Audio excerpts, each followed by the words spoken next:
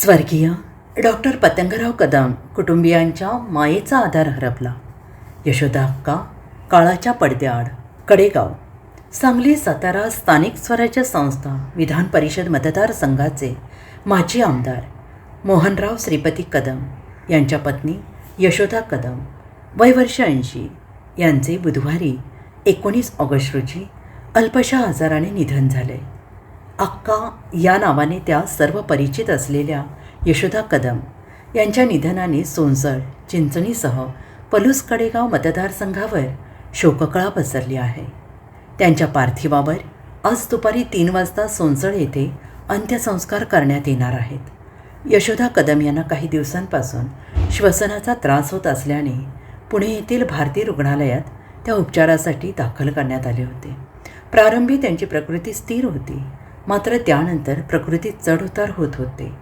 आमदार डॉक्टर विश्वजित कदम यांच्यासह कुटुंबीय उपचारादरम्यान त्यांच्या प्रकृतीवर लक्ष ठेवून होते. उपचार सुरू असतानाच बुधवारी त्यांची प्राणज्योत मालवली. भारती विद्यापीठाचे संस्थापक, महाराष्ट्राचे माजी मंत्री, ज्येष्ठ नेते स्वर्गीय डॉक्टर पतंगराव कदम यांच्या त्या वहिनी होत.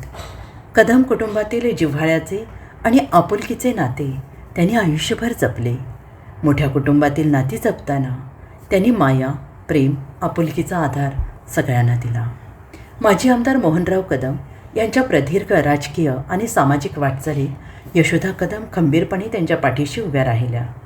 राजकीय जीवनातील व्यस्तता सांभाळताना घर, कुटुंब याची जबाबदारी त्यांनी समर्थपणे पेलली.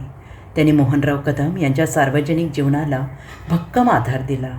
त्यामुळे कदम कुटुंबाच्या राजकीय, सामाजिक प्रवासातील पडद्यामागचा महत्त्वाचा आधारस्तंभ म्हणून त्यांची ओळख होती.